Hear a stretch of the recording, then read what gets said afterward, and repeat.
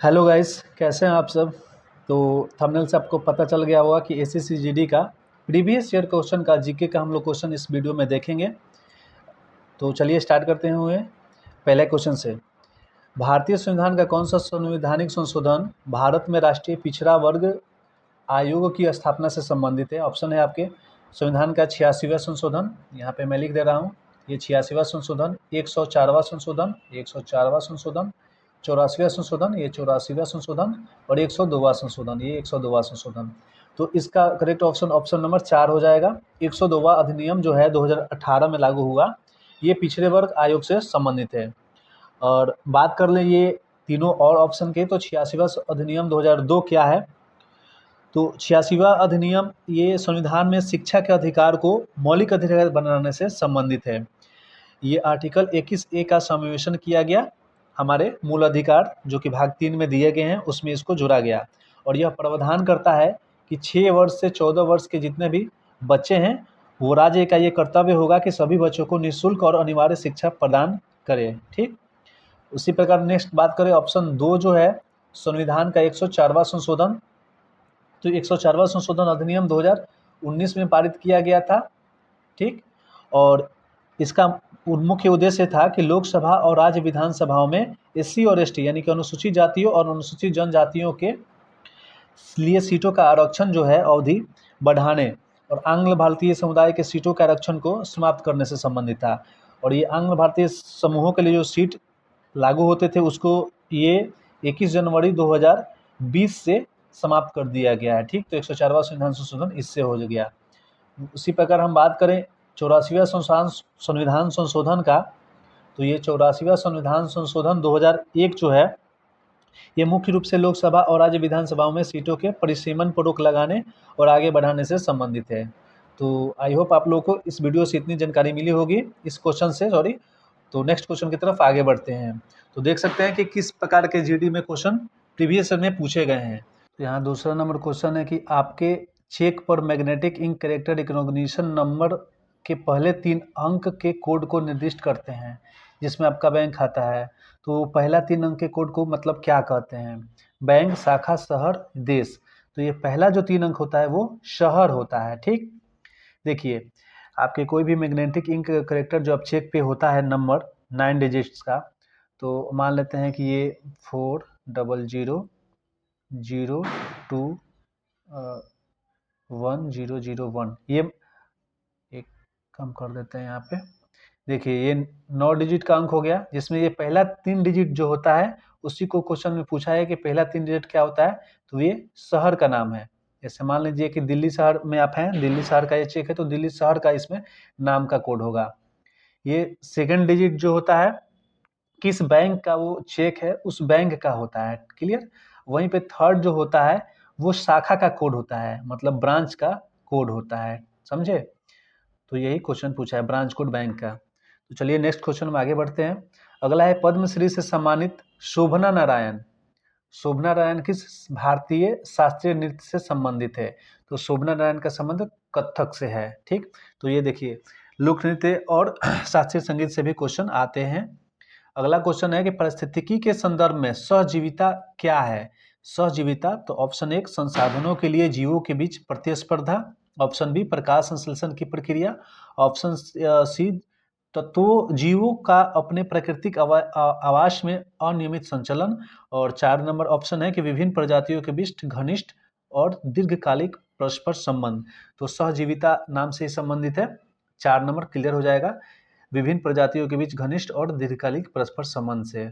अगला क्वेश्चन है 5 number, dash में 1993 में आयोजित किए गए सार्क गोल्ड कप फुटबॉल से संबंधित था। ये सार्क गोल्ड कप फुटबॉल का उद्घाटन संस्करण भारत ने जीता। तो ये बताया कि भारत ने जीता, और ये हुआ कहाँ था, डैश में मतलब हुआ कहाँ था, तो ऑप्शन 2 पाकिस्तान के लाहौर शहर में हुआ था, क्लियर। अगला क्वेश्चन है कि व्यापार में विज्ञापन की क्या भूमिका है। तो ये सारे क्वेश्चन जो है प्रीवियस ईयर के क्वेश्चन से हाल ही में नए पैटर्न पे जो एसएससी जीडी में पूछे जा रहे हैं। ठीक, एसएससी जीडी में, तो ये क्वेश्चन याद रखिए। तो व्यापार में विज्ञापन की भूमिका होती है ग्राहकों को सूचित एवं आकर्षित करना, ऑप्शन 2 करेक्ट हो जाएगा, क्लियर। आगे बढ़ते हैं। 7वां नंबर क्वेश्चन है कि निम्नलिखित में से किसके द्वारा द्वितीय पंचवर्षीय योजना के विकास में ऐतिहासिक योगदान दिया गया। तो द्वितीय पंचवर्षीय जनरली पूछा है तो ये पीसी महालनोबिस हो जाएंगे।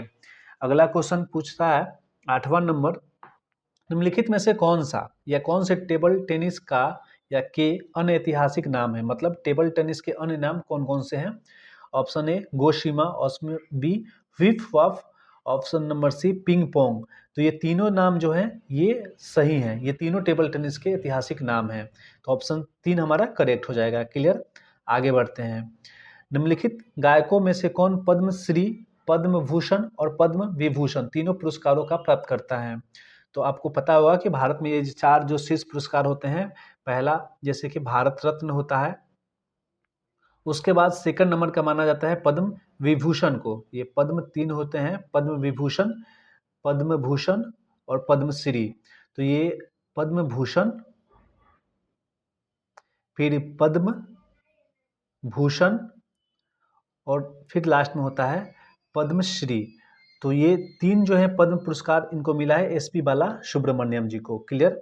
आगे बढ़ते हैं। निम्नलिखित में से किस राज्य में सांझी पर्व मनाया जाता है। तो सांझी पर्व जो है पंजाब में मनाया जाता है। क्लियर।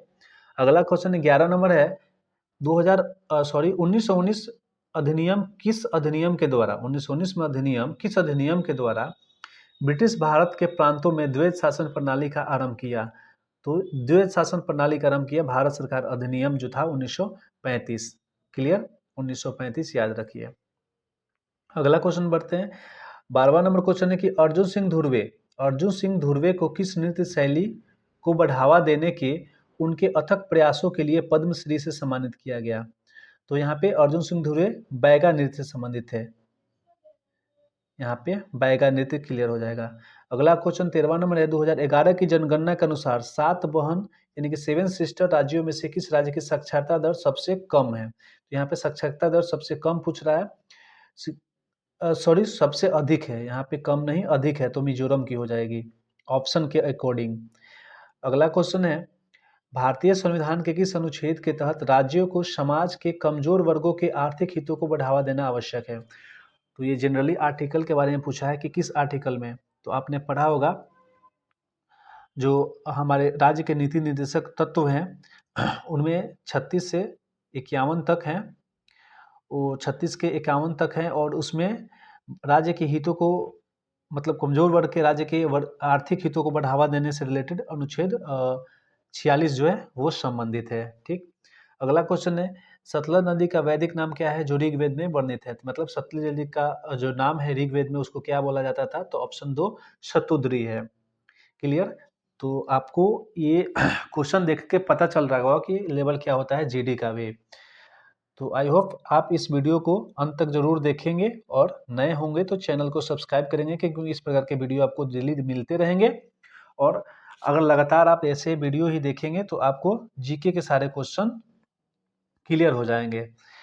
तो देखते हैं अगला क्वेश्चन। तीव्र तीखी सुगंध और स्वाद वाले एक क्रिस्टल जैसे सफेद यौगिक का नाम बताइए जिसे ऊर्ध्वपातन की प्रक्रिया द्वारा शुद्ध किया जाता है।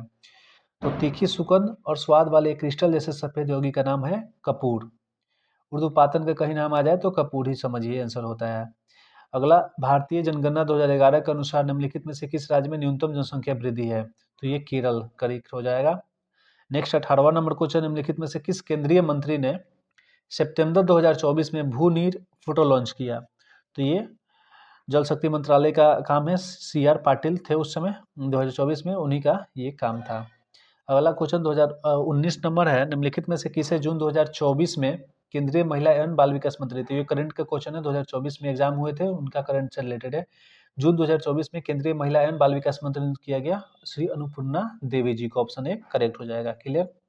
अंतिम और लास्ट क्वेश्चन है आज का हमारा। हिमाचल प्रदेश में केलोंग के निकट तांडी में कौन सी जलधाराएं मिलती है। तो इस क्वेश्चन का आंसर बताने के पहले मैं बताऊंगा कि ये सारे क्वेश्चन एक ही एग्जाम के एक शिफ्ट में पूछे गए 20 के 20 क्वेश्चन थे। तो नेक्स्ट इसी प्रकार के जितने भी जीडी के एग्जाम हुए हैं हर एक चैप्टर वाइज जीके के क्वेश्चन हम प्रैक्टिस करेंगे। साथ ही में कभी कभी हम एक मिसलेनियस पेपर भी सेट भी लाएंगे जिसमें वीडियो हमारा थोड़ा सा लंबा बन सकता है लेकिन आपको जरूर हेल्प करेगा। तो इसका करेक्ट आंसर हो जाएगा ऑप्शन नंबर 2 चंद्रभागा।